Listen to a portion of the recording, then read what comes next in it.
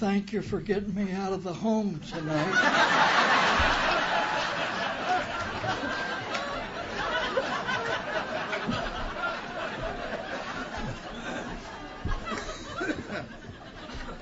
I see we're all here because we're not all there.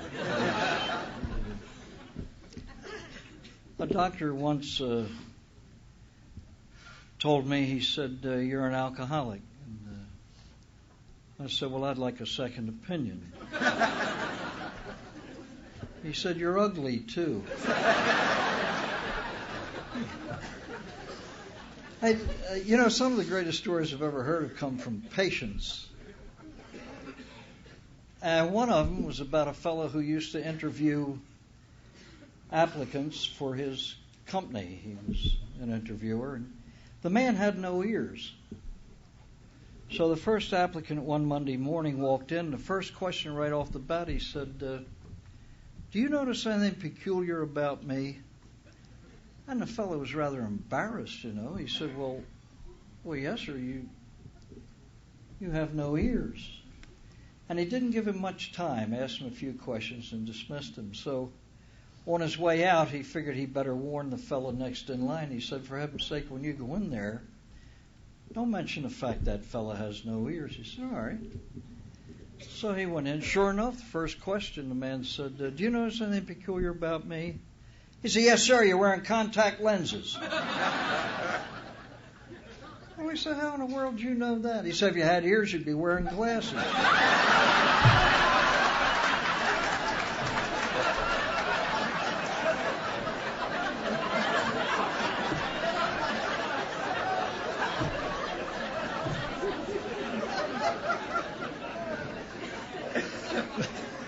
This other fellow's telling me a wonderful story about a patient. 2 weeks in treatment, he was penniless, he had no job, he was unemployed, and so on. Anyway, he determined that when he got out, he would be a Bible salesman. Very difficult work. Well, anyway, he got the job, and the first day, it was a Monday morning, he set out with 50 Bibles, 9 a.m. Come back at 1:30, he said, I'd like 50 more, I'm sold out. And his boss didn't believe him. He said, here's the money. And the man said, well, our best salesman can't sell 50 Bibles in less than a week, week and a half. And that's pushing it. He said, how'd you do it? Well, he said, my last 2 weeks in treatment, I worked on what I consider to be the perfect technique for Bible selling. He said, I ring the doorbell. When the lady of the house answers, I always say, lady, would you like to buy would you like to buy a Bible or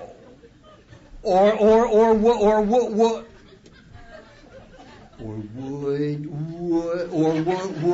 you rather have me read it to you?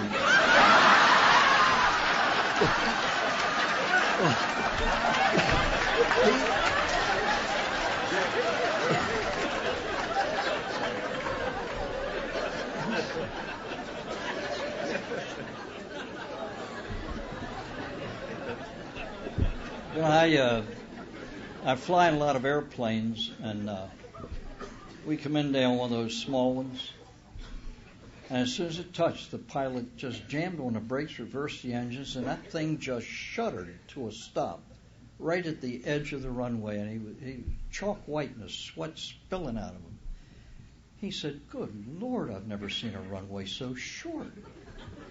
And the co-pilot said, you ought to see how wide it is.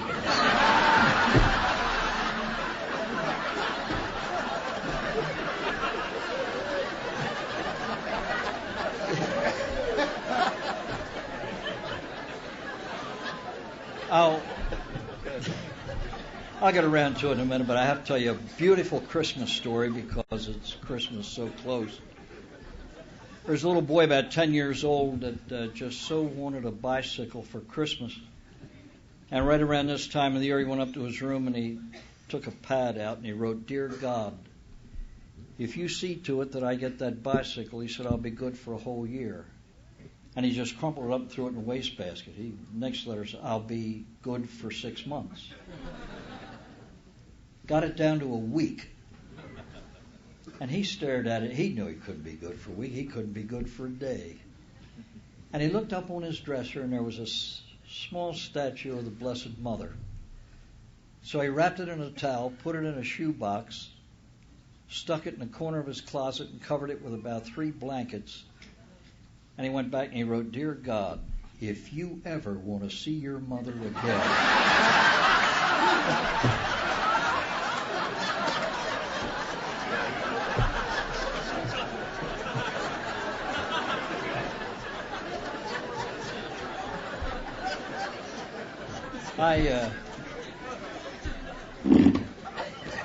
I had to begin this way because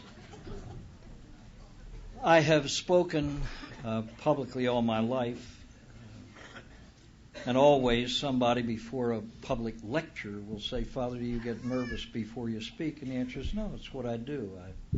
I enjoy it. It's like any of you doing your work. But at an AA meeting, you see, for the next hour or so, I'm going to be playing with your lives. And that's it's very scary. It's very frightening. So I'd rather you be in a good mood than have to stand up here and face 2,000 beady little eyes. Well, what's he got to say? I am an alcoholic. That's the center of my life.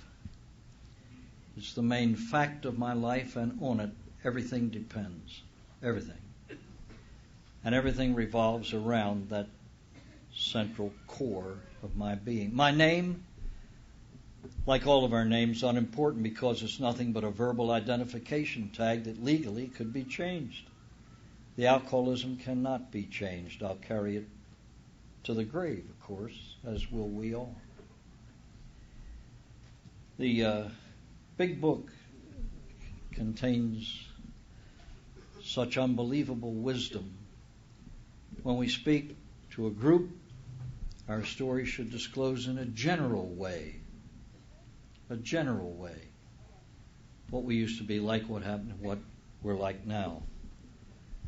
When it comes to the specific nature of our faults, we reveal that to God, self, and an other human being. So I'll just share with you some general things about my drinking and what it did to me, in order always to remind myself where I came from and to help others to identify with me. In the course of the evening, I will share some of the convictions of my soul. If you disagree with any of them, keep your disagreement to yourself. They happen to be mine. My drinking was very unspectacular. I drank for 10 years, ages 24 to 34. I was a teacher, never once showed up naked in a classroom. Never roller skated down the center aisle of any cathedral. Never punched a bishop. But my drinking, as unspectacular as it was, nearly destroyed me. My drinking was gradual in its downward slide. I fell in love with the martini on Thanksgiving Day, 1948, the year I was ordained. 4 of us. When you teach seminarians, you live the life of a seminarian, and you get off when they're off. Our first holiday was Thanksgiving Day, and I was sent from Baltimore to the San Francisco area to teach out there. So 4 of us on the faculty went down to Santa Cruz to a very quiet little old hotel, and I think we were the only 4 in the lounge, and when the waiter asked what we wanted, one ordered this and one that, and my closest priest friend, Father Larry Taylor, said, I'll have a double martini. So I said, well, I'll have one too. Believe it or not, I didn't know what a martini was. But I learned very quickly, and they became a favorite. The drinking was gradual and rather unspectacular because I could never understand why anyone would choose to drink too much, most especially in public. I don't mean blind drunk. I mean just drink too much. And you can tell it by the way they behave and the way they speak. I could never understand why anybody would want to do that. You know, looking back on it, I could see a mental preoccupation with alcohol. It fascinated me. That thing that we call euphoria, that wonderful sense of well-being. You just feel good. Well, the intake got to be a little bit more and more. And once on a visitation to our house, our superior mentioned the fact that when I was home back east during the summer vacation, it was noticed that I was drinking a bit. And he said, "Is that so?" And I said, "Yes, Father." I think it was the only time outside of talking to doctors from whom I wanted help, it was the only time I really told the truth about my drinking. I was out there for 7 years. And toward the end of those 7, I remember once I thought I was headed for a nervous breakdown. I'm sure I was. I was just shaken to pieces. And they put me in St. Mary's Hospital up in the city for 3 weeks. The doctor never once mentioned the word. He simply presumed that I would not drink again. You've got to get something to occupy your time. He suggested golf. Well, a few years later, I once played 9 holes. That cured me.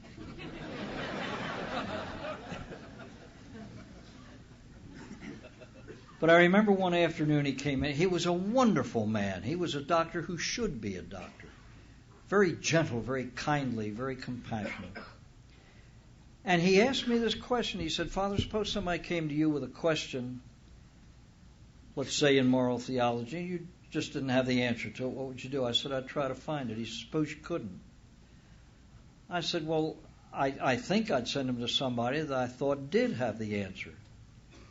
And then he said to me, "Well, I find myself in that predicament." And very bluntly, he said, "Would you be willing to see a psychiatrist?" And I said, "Of course. Whatever you suggest." I had complete trust in the man. Well, I went back to St. Joseph's. Father Taylor picked me up, and we were 40 miles south of there. We were near Palo Alto.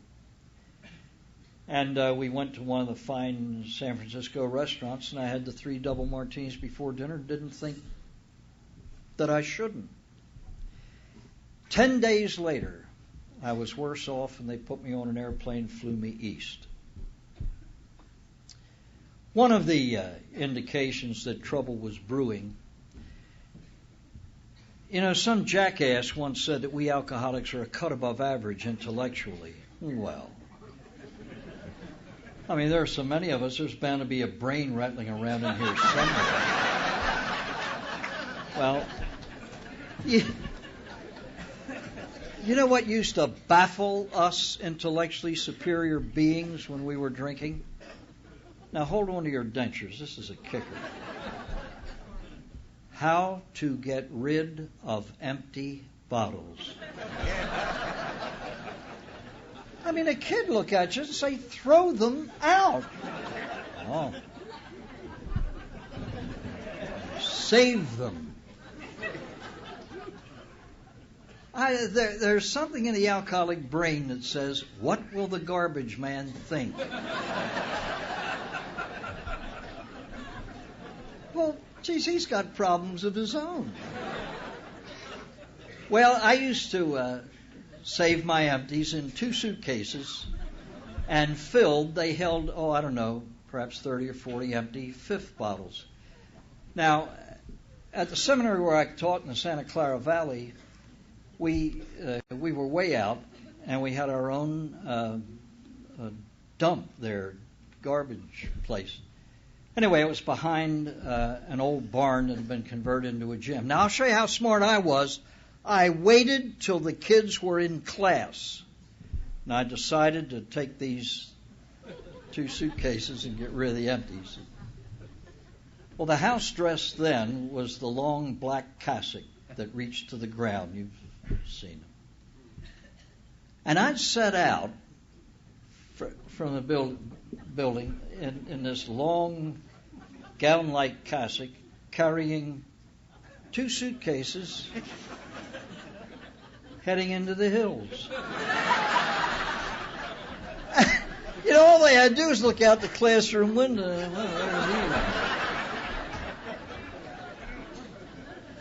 Well, I got to the funeral pyre, and I buried these dead soldiers one at a time, consoled by the fact that every one of those dead soldiers had a priest with him when he died. That's the only vaguely humorous thing I can think about when I think about my drinking. I got back east in April. Now, you want to know what an alcoholic is? Somebody who's drinking makes trouble, because what makes trouble is trouble. Now, nobody can prove that. It's self-evident. It's that simple. But so often we fail to see the obvious. I remember one day back at Ashley, it was after lunch, and there were 2 fellows standing with me, and we're right in the flyway of the Canada geese when they migrate, so they're coming in now. And I've always been intrigued by these beautiful V formations of Canada geese flying. And I said to them, if I live to be 8,000, it'll always impress me. And one of them said, "Did you ever notice, Father, it's never a perfect V. It's always longer on one side." I said, "Why is that?" He said, "There are more geese on that side."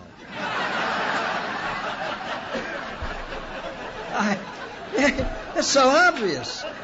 It's so obvious. But you see, I wasn't thinking of the answer to the question. I was wondering, why are there more geese on that side? I was expecting something out of the archives of the Smithsonian, He said, "Well, there are more geese over there." Ask a child that question, and they come up with the answer every time. So often we fail to see the obvious about ourselves. Well, I saw it, but I didn't see it. I knew I was troubled by my drinking. I just couldn't figure it out. What's an alcoholic? Never in my life have I been transferred 3,000 miles in April of a school year, leaving 3 other priests to finish my courses as a result of eating green beans. It was alcohol. The man who saved my life has this definition: if you can connect drinking with any of your problems, before, during, or after, you've got a drinking problem. Well, by that time, I think I knew it. For the next 2 years, the last 2 years of my drinking, I tried to quit and discovered that I couldn't.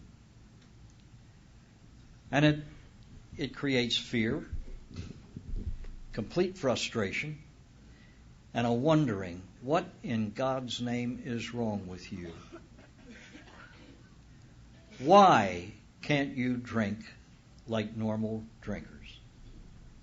I knew nothing about addiction, compulsion, or anything else.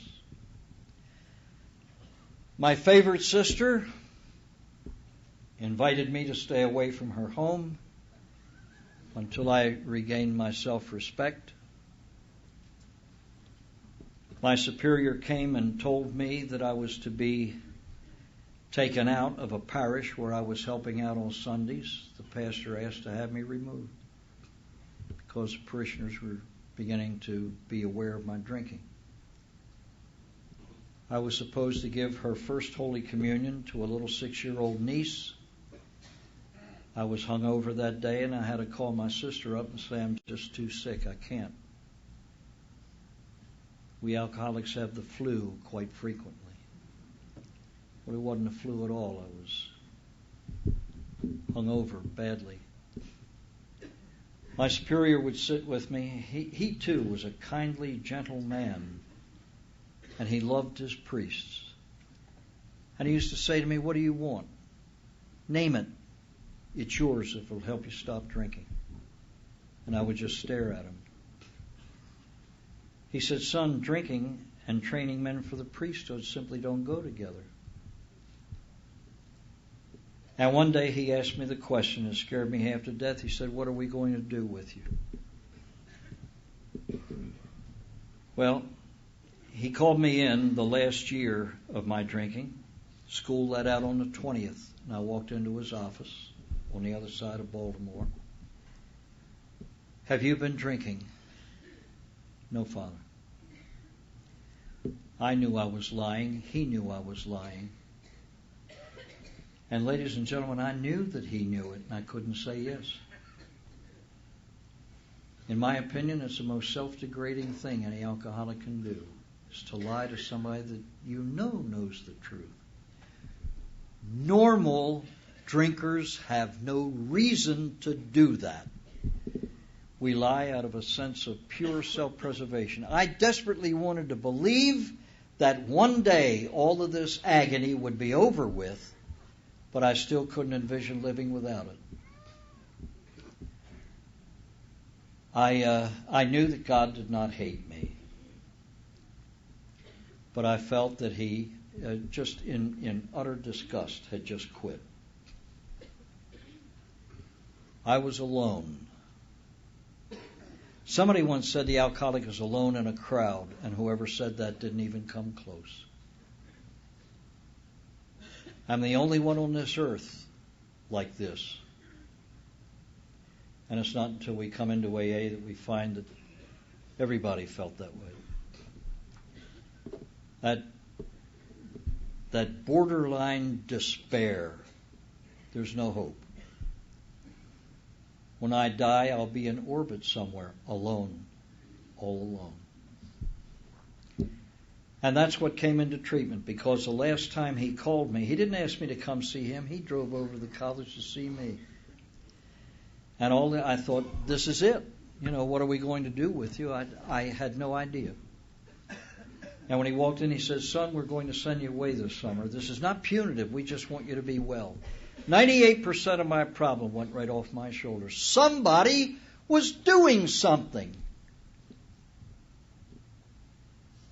So on Sunday, June 15th, 1958, the day after my last drink, I walked into Guest House, a sanatorium founded by a layman just for us alcoholic priests. And when I walked up to the front door, I was at a point in my life where I had to jump up to touch bottom. I was absolutely empty. And you know the feeling. I was empty. So the only thing they could do was fill me up. And I learned what proper treatment is all about from this man. His name was Austin Ripley.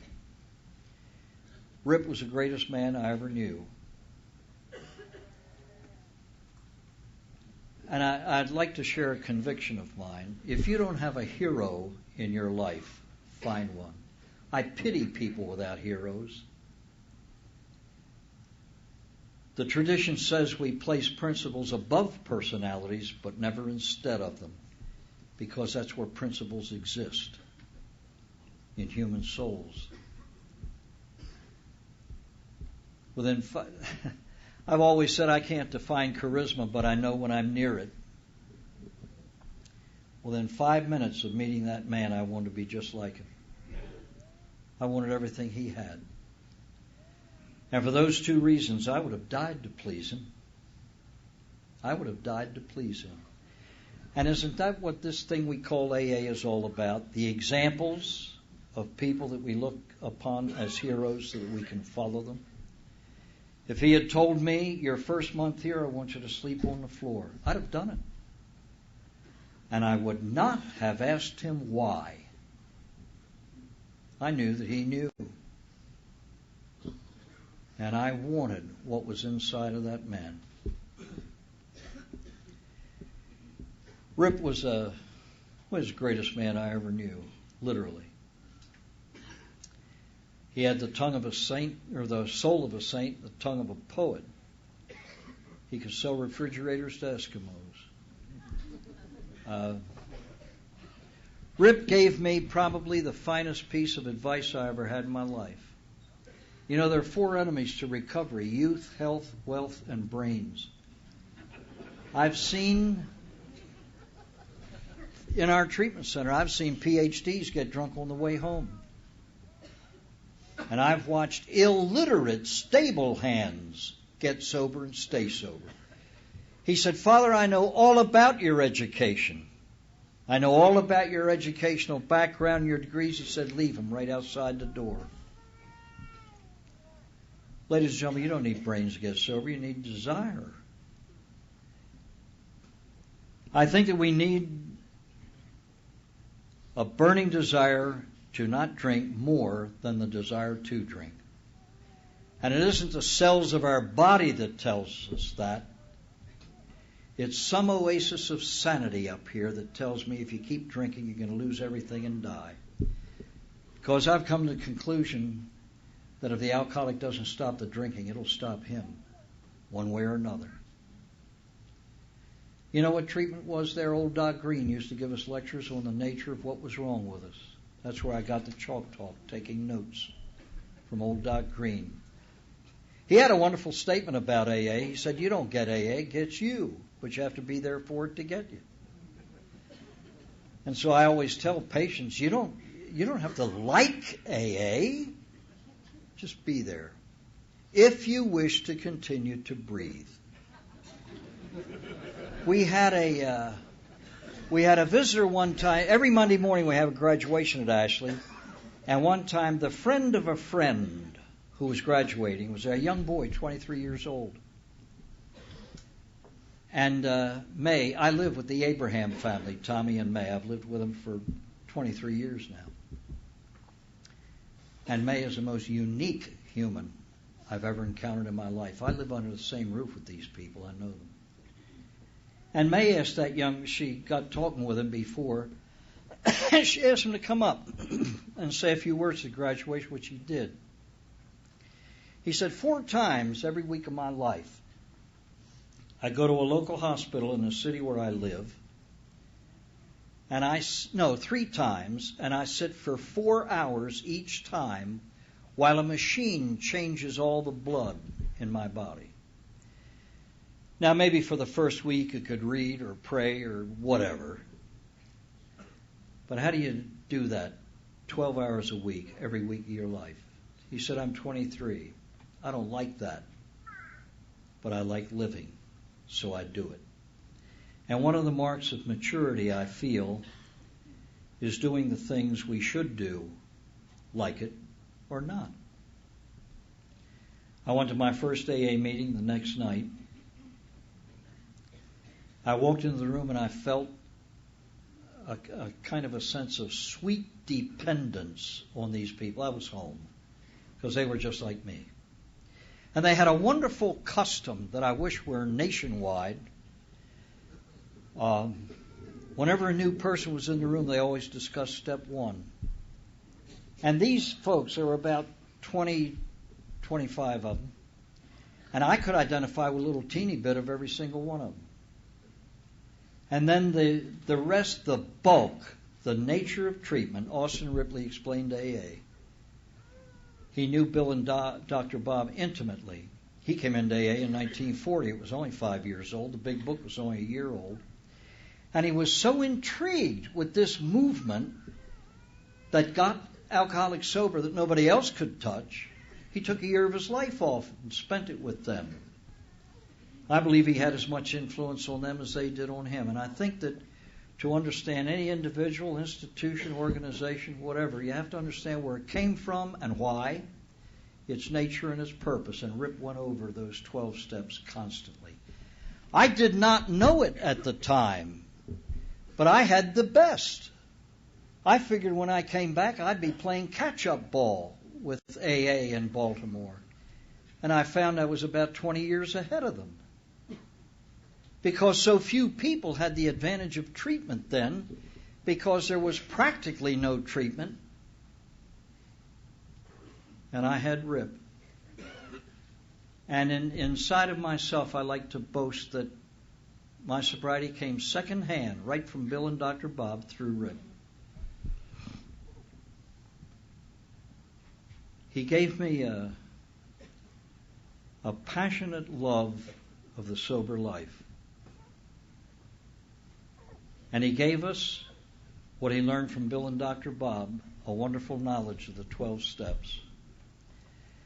I believe that the depth and the seriousness with which we try to live this way of life depends directly on the depth and the seriousness with which we accept step one. I am an alcoholic.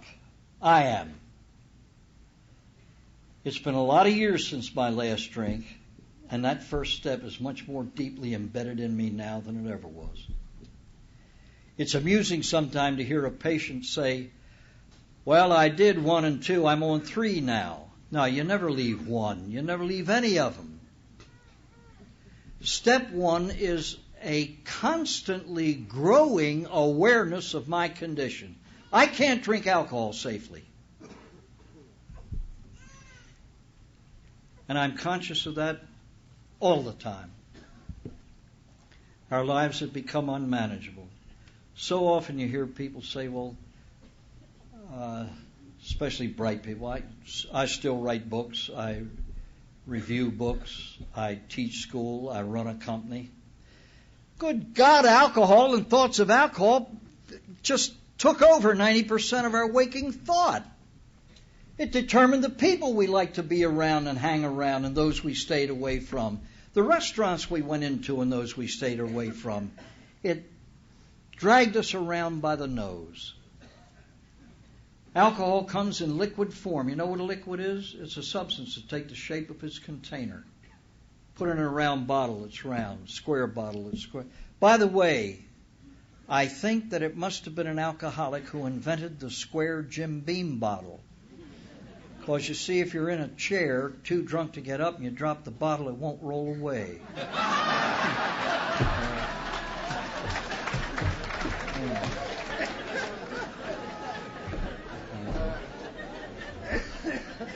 And yet this shapeless stuff controlled my life as it did yours. I always say in step 1, give in, Bunky, or you'll cave in. One or the other. What is this thing, denial, that destroys so many people? Well, it comes in different forms. If any of you had approached me during my first year of drinking and said, I think you have a drinking problem, I'd have said, no, I don't. And if you give me a lie detector test, I'd have come out clean. It was an honest appraisal at the time. Well, when I began to lie, by living the lie, there is nothing on earth, nothing more embarrassing than someone who is drinking trying to disguise the fact that he is. When an alcoholic draws himself up to his full dignity, and it's you know exactly what I mean. It's simply embarrassing. And we live that way. Lying is trampling on one's conscience. Lying is a prostitution of the soul. It is the most inhuman, unnatural act that we can perform, and we live that way. And we also did some things we wish we hadn't, and failed to do the things we wished we had. AA is the only therapy on earth, so far as I know, that recognizes morality. We are asked to take a searching and fearful moral inventory of our lives, the goodness or badness of our behavior. And AA says you better clean that up and resolve it. Dr. Bob, drank on a medical convention very shortly after he met Bill, and he tore back, and that's the way steps 4 and 5 came into being. He said, I cannot live sober with a past that hasn't been resolved through forgiveness. We alcoholics are like, otherwise perfectly intelligent human beings who climb into a boxing ring every day with a champion and get beat up, and we keep doing it. black and blue, were crawling on hands and knees toward the ring. And we're wondering, I wonder how I can not get beat up today. And AA leans over our shoulder and says, don't get in the ring. Geez, we climb in the ring, boom, down again. What's an alcoholic? Somebody who repeats the same behavior over and over again, expecting different results. Well, of course, they are different. They're worse. They're worse. And we fail to see that. The obvious. Why is one side longer than the other? The obvious. You want to know what an alcoholic is? Ask a kid. I once asked a 12-year-old about his mother. I said, Jonathan, what's wrong in your house? 5 words. He hit the bullseye right in the middle. My mother drinks too much. He didn't go into her past, her psyche. He didn't examine psychological background. The problem is the drinking. And boy, I knew that, thank God. Then there's this type of denial. The second patient who walked into Ashley 11 years ago this coming January slashed his throat with a razor on Easter Sunday 3 years later. The day of hope, day of resurrection. He was an alcoholic, and he knew it, no doubt. He just didn't want to be one. And there are some here, by pure law of averages. You know you're alcoholics, and you're angry about it. I just want to be able to drink like other people. Something tells me I can't, and everything in me tells me that I want to. I'd better resolve that. It'll kill me if I don't. We alcoholics have lots of pep, but no judgment. I ever heard. I've been using it for years. It illustrates it perfectly. An Alitalia airplane was flying from New York to Rome. And you're familiar with this. The airplane's in the air about 20 minutes, and then the voice comes, the whoosh of the PA system comes on, and then the voice. Hello! Said, this is your pilot. I'm got 2 announcements to make. One is a good news, one is a bad news. Well, I give you the bad news first. We're lost. He said, I got no idea where we could be. Hold on for the good news. We're making a damn good time. That is a photograph of the alcoholic in action. Jeez. We haven't the foggiest notion where we're going, but we're getting there quick. And AA, with its wonderful saying, says, easy does it. Hey, come back here. Hold on. Preparation before execution is the way normal, sensible, mature adult people function.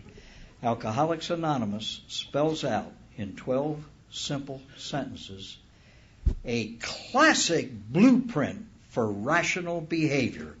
Preparation, then execution. Step 1, we admit we're sick. Then we take on the steps to get well. We enter a room and look at people who have gotten well. We then come to the conclusion we can too. We make a decision to place ourselves under God's care by embracing AA. We spend the rest of our lives carrying out that decision every morning when we wake up. Then they come in pairs. We take an inventory, then we make known what's bad. We become willing to have faults removed, then we ask. We become willing to make amends, then we do it. We continue to take inventory and continue to resolve the guilt.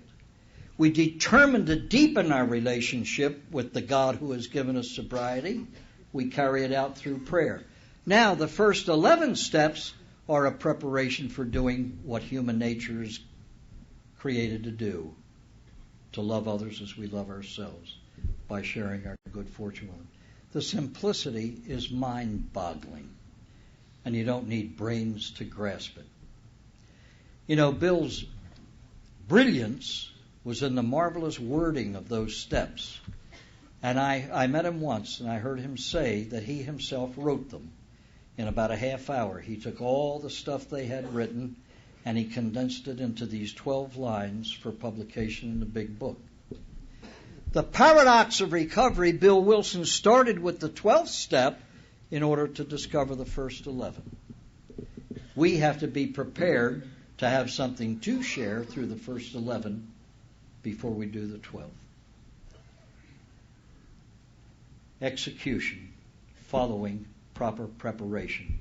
The animals of Africa were having a football game, and the rhinos team's playing a zebras team. And the rhino kicked off, the zebra got out to the 10, went down, 3 plays later, nothing, had to punt. Now, zebras are good kickers. And he banged that thing into the opposite end zone. The old rhino grabbed it. Of course, their vision is not very good. He just looked, he saw where the opposite goalposts were, tucked the ball in, ran straight ahead, knocked everybody down, and scored. By halftime, the score was 56-0. Came out for the second half, and the zebra had to kick off. Well, again, the rhino grabbed it, and he got out to the 3, and he went down as if he had been shot. And when he got up, he staggered around. They had to take him out and put a baboon in. In the meantime, everyone on the zebra's team said, who hit the rhino? Well, it wasn't the lion, it wasn't the chimp, it wasn't the cheetah, it wasn't the alligator. Finally, this tiny little squeaky voice from the ground. I did. I hit the rhino. And they looked around, nobody saw anything, till finally somebody discovered a little helmet about the size of a $50. And they lifted the helmet, and under it was a 1-inch centipede. You hit the rhino? He said, yeah, no sweat. They said, where in the hell were you during the first half? He said, putting my shoes on.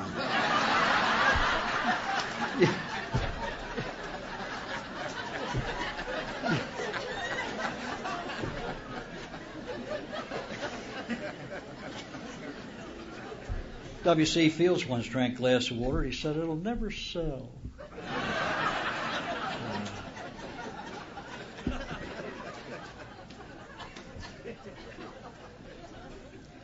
What role does God play in our sobriety? He gives us the strength to not drink and the 12 steps through which we exercise that strength. There's a role that God plays. There's a role that we play.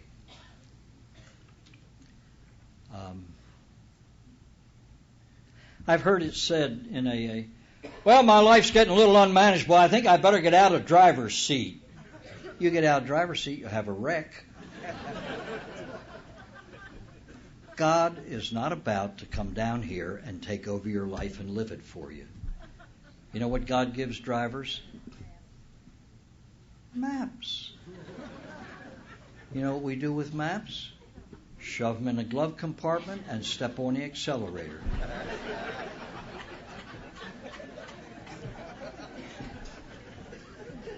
There are a lot of stupid remarks in AA, I think.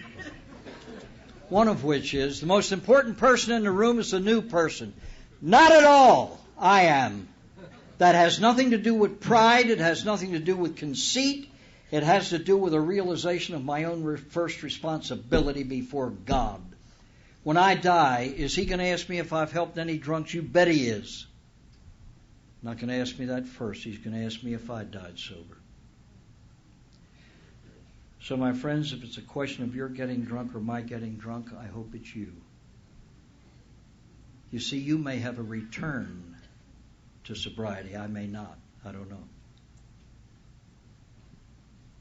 When they say first things come first, they mean it. And the first thing in my life is my sobriety. And Rip told us, he said, fathers, it's got to come before everything, even your priesthood. Why? If your sobriety does not come first, there will be nothing to come second. Nothing. That's why meetings like this are so serious, and that's why it's so frightening to speak rather than listen. I found the 5th step the single most difficult thing I've ever done in my life. I've been to confession all my life, but I took my 5th step to Austin Ripley. And as soon as I asked him, Rip, would you hear my fifth step? I wanted to shove the words right back down my throat. I thought, when he hears, I will have lost a friend. You see, every one of us is three. I am who you think I am. It's pretty accurate. What you see is what you get. I am who I think I am. It may or may not be a little bit more accurate, but then there's the real me. And AA demands that we look into the mirror of self and look at all of it. And the only thing I have to admit to the person to whom I take my fifth step is the exact nature of my wrongs, and I went through them. And actually our friendship deepened. Getting rid of faults. Why do I have to become willing? Why is there a separate step? We're entirely ready to have God remove our shortcomings. My God, I've spent a lifetime acquiring them. They're my friends.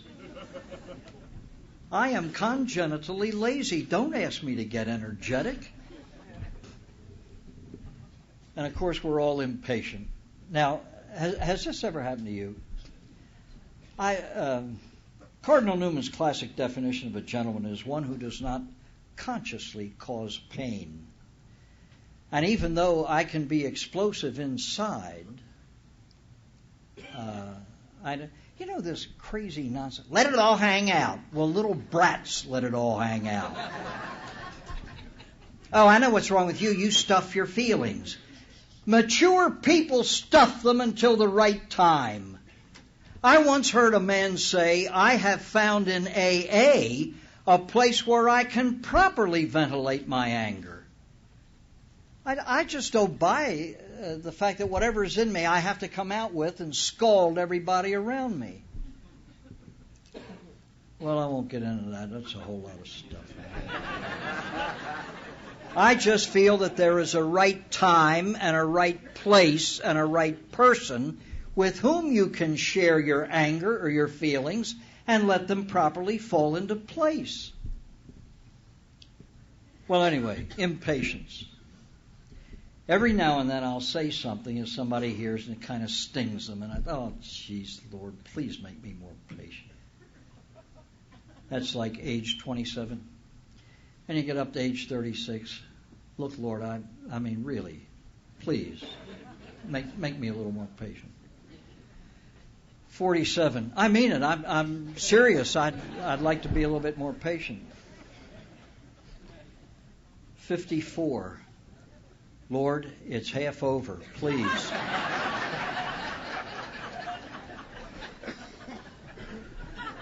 65. I'm serious. And when you get into your 70s, it's, oh, geez, please. And he's up there saying, I'm trying.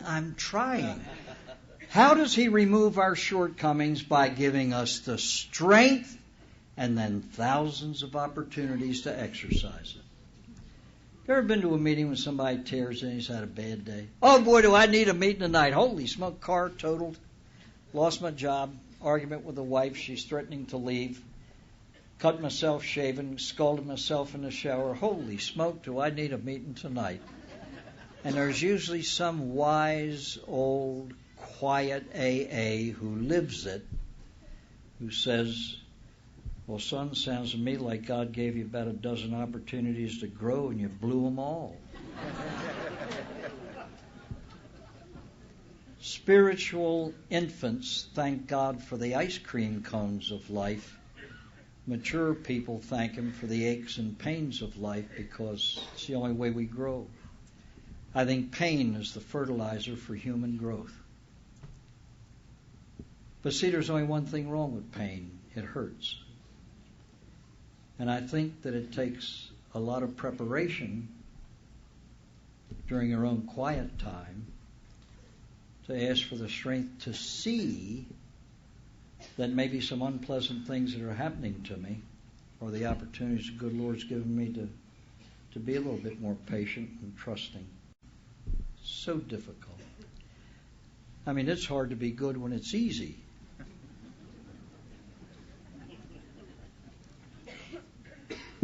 I have to prepare to make amends. Why? They're shameful and embarrassing. I don't like to do unpleasant things. I don't. And we have to build up the courage through the grace of God to do it. And then there's a terribly difficult one. We alcoholics cause a lot of pain, but we've suffered a lot of pain at the hands of others, their tongues, their condemnations, and everything else. Suppose I owe an amend to somebody that owes me one. Who goes first? Austin Ripley, from his own life, shared this thing with us, and I was deeply impressed by it. He used to write for the Chicago Tribune, and he wrote a weekly feature for Look magazine.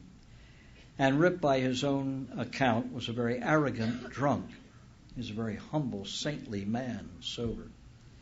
But he said he owed apologies to everybody in the Look organization, and he made appointments to see every one of them. And he flew from Chicago, where he worked, to New York, to the Look building. And he began with the CEO up in the penthouse office.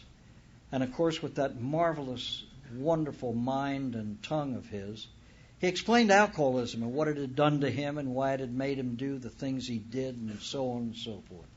And they were all patting him on the head and forgiving him and giving him milk and cookies and so on. Anyway, he got a few floors down to the office of one of the vice presidents. The man made him wait 20 minutes past the appointment time. When he entered the room, he was not invited to sit. The man said, "Ripley, what do you want?" And Rip went through his apology. It was very sincere. And when he finished, the man took a pipe out of his mouth, set it down, and he spoke these words. He said, "Ripley, you were a son of a bitch then, and you're still one. Get the hell out of my office." He was crushed. And he was angry. Left the office, pressed the elevator button, and he was going to get down, get a cab, go to the airport, and fly home. But while he was waiting, he was sober enough for these thoughts to hit his mind. Haven't you forgotten the forgiveness you've been given? Haven't you forgotten the apologies you still owe? And then he came to this conclusion. That man did not have to accept my apology. I had to give it. And when the elevator came, he hit the next floor and went on with it. I truly believe that AA is not just meetings at which we snow each other with our brilliance. AA is what we live in between them. And that's the hard part, because usually not too many people are watching, and no one can read our minds and our motives. Being what we are, all of us holding membership cards of the human race, we're going to fail again and again. And so the brilliance of the 10th step. It's like a spiritual shower. We bathe our bodies regularly. The 10th step helps to clean up the soul. I used to devote a great deal of time to the 11th step, trying to put a philosophical basis under it, proving that it is the most human thing we can do, is to pray. I don't do that anymore. If anyone in this room needs an explanation as to why we should deepen our love of the being to whom we attribute our sobriety, there isn't a person on earth can explain it. You either see that one or you don't. But you ever notice after we're about 2 to 3 weeks sober, we all become spiritual experts? Oh yeah, the 11-step prayer. Well, I'll tell you what prayer is all about. All the while we're discussing it, nobody's praying, but that's neither here nor there. We begin to compare prayers.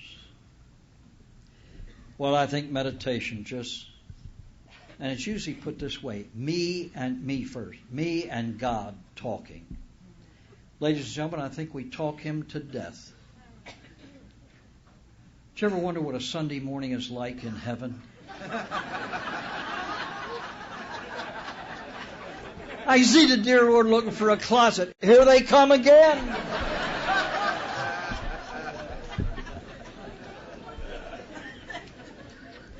Meditation has been defined as either prayerful thought or thoughtful prayer. Prayer is any contact with God. Don't compare prayer. I look on prayer as I do clothing. You don't wear a bikini up at the North Pole, nor do you wear a parka on the equator. We have different prayers for different times and different conditions. Did you ever meditate after major surgery? Did you ever pray with a toothache? You know, I remember once in Newsweek magazine, shortly after the Second Vatican Council, a young priest in Missouri got up in a pulpit and took his rosary and broke it apart. He said, it's time we gave up this childish, repetitious type of prayer. Well, I have news for that young man. During the last 2 years of my drinking, that was the only chain that bound me to heaven. Don't ever, ever, ever put down the prayers you said when you were drinking. Oh yeah, when I was drinking, I used to bargain with God, please help me and all this. Don't undersell those prayers. They were the best prayers you ever said. You're here, aren't you? He answered them. Took his time doing it, but that's his business. That is his business. I believe that the cry of a soul in pain is pure music to the ear of God, because there's nothing phony about it. AA's crowning glory is step 12. You know why? Up until its time, I think that AA was the only therapy on earth, part of which was sharing good fortune. Bill Wilson was a man who dreamed the impossible dream, and he fought the unbeatable foe. He bore with unbearable sorrow, but he ran where the brave dared not go. In his heart, he knew that if he'd only be true to his glorious quest, that his heart would lie peaceful and calm when laid to its rest. The whole world has been better for this. One man, scorned, covered with scars, still strove with his last ounce of courage, and he finally reached the unreachable star. This priceless jewel that people like you and me have been searching for centuries. Sobriety. But you see, in the quest, he had his human nature restored to him because he was set free from the compulsion to drink. What is a human being? A child of God built in his likeness. And so he acted like God. Theologians and philosophers have asked for centuries, if God is explanatory of his own happiness, why did he create? And the answer is God knows and he won't tell. And the only thing we do with mysteries is give a descriptive definition, like we do with addiction. They looked and they said what they were looking at. Goodness tends to diffuse itself and go out. And he created other beings who could enjoy that goodness. And that's what Bill did. Because he went out looking for drunks is the reason this room is filled. I've heard this too often in AA. The guy 2 doors down from me has a hell of a drinking problem, but he knows I'm in AA and he knows where to come. Out of this side of our mouths, we say he has a disease of body, mind, emotion, and soul. He's in pain. He hates himself. He can't stand people, can't stand being without them. He's afraid of light. He's afraid of the dark.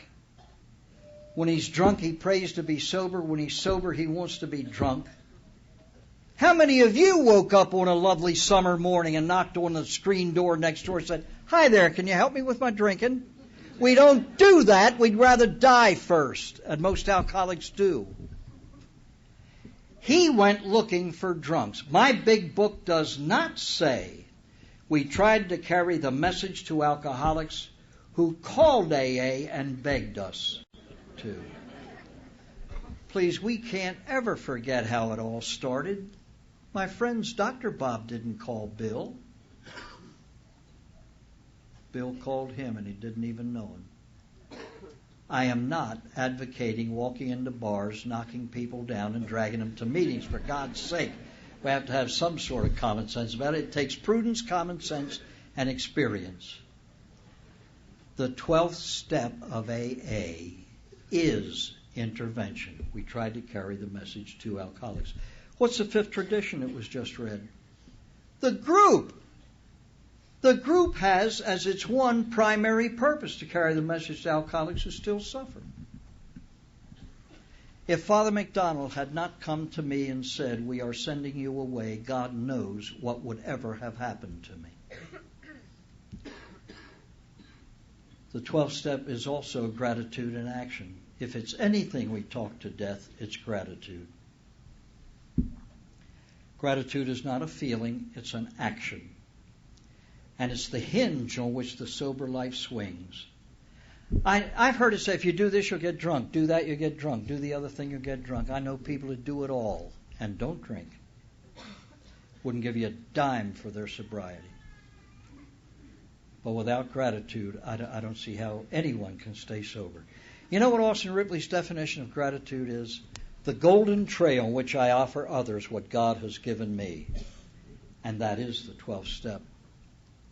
You see, if you're grateful, you won't have to tell me at all. I'll see it. I'll see it. So you say, don't tell me, show me. Put the money where the big fat mouth is. As you know, 12-step lists are voluntary. People give their name and phone number to the, central office. A friend of mine in AA, young fella, put himself on answering service one weekend, when the AA employees are off. He had been to a meeting Saturday night, and the man who spoke had the entire room in tears with how grateful he was. Oh. He had them blubbering. An hour after the meeting, this young fella got a call from a man in his neighborhood. And he called 2 or 3 people. Finally, he called him. He said, there's a 12-step call. Some guy needs help. About 3 blocks from you. Can you take it? And this was the response. I'm tired. I'd love to know where I'd have been if Father McDonald, a non-alcoholic, had been tired. I don't know whether gratitude scares me. It's the only thing I'm afraid of, not being grateful enough for what has come my way. Just through a knowledge of what I've done, we have a lot of Russians and Poles at Ashley for training. I was privileged to be in Russia about a month ago, gave some talks. And to notice the effect that American treatment has in foreign countries is mind-boggling.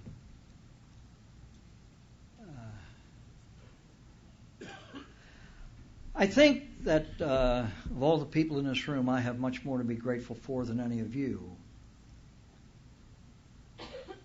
Because God in His goodness has given me all of you. The human heart is almost infinitely expandable once you get sober. It'll hold all the love it can take. And if real wealth is measured in the coin of human love, I'm one of the richest men on this earth, and folks like you have made me a wealthy man. How in the name of God can I be grateful enough for that? Frightens me. Every morning, if you can command God, I try. My prayer is so simple. Make me grateful. Make me love you. And it's the only thing I'm frightened of when it comes to facing death. I envy these people. First of all, I envy those who say, I work these steps to the best of my ability. I don't know whether I've ever worked one of them to the best of my ability. And how they can do 12 things at once to the best of their ability. God, I could kneel in front of you.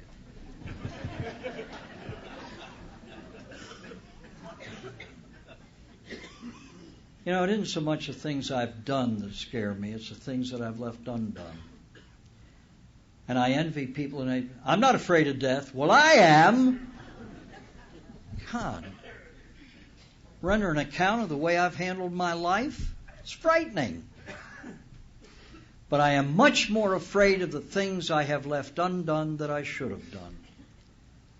The response to people who call or write. I owe 8-year-old letters. I'm not very proud of that. Oh no, every day is not Christmas in AA.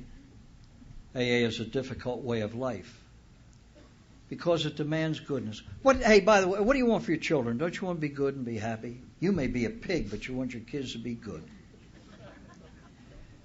We are the lucky ones. We have found out that there is only one single solitary way to become happy.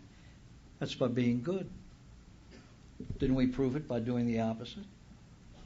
What causes all the misery in the human soul? Living in a way that I know I ought not to be living. All AA does is open the door to us. I tell our patients, you know the frightening thing about your leaving here? The ball is in your court. It's in your court. My sobriety depends on the way I respond to the graces that God gives me through AA, and so does yours. I want to thank you for being here. I thank you more for doing me the great honor, and it is one, of listening to me. There's so much more that one could share, I guess. But I really, at least in a nutshell, told you all I know. You know, I've been praying for you since the day I entered treatment 35 plus years ago. Every day of my life I pray for alcoholics. And I think if the legwork that we do is backed up by prayer, it'll be much more effective. I'd like to ask you to return the favor if you would. Or I'll haunt you after I'm gone.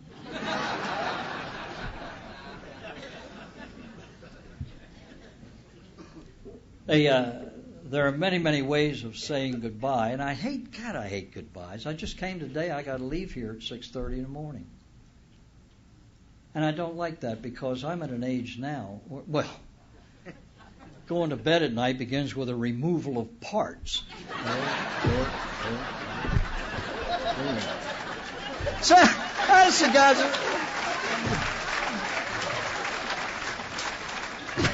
Sometimes there's more of me on the dresser than in the bed.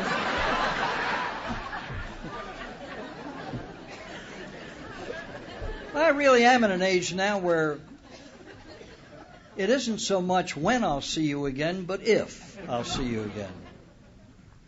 Well, Latin people, they hate goodbyes too, and they always commend you to God. Adios, adieu, adio.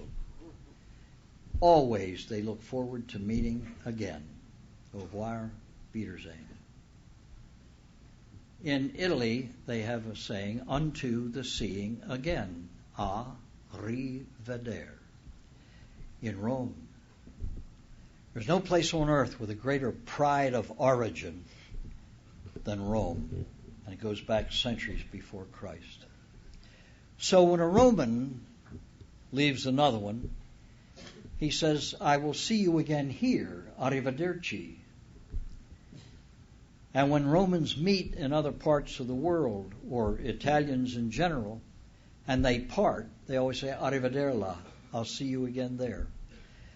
Well, let this holiday in Jasper be our Rome. This is where I met you. I commend you to God as I do every day. Addio. Until, I hope, we meet again here. Arrivederci.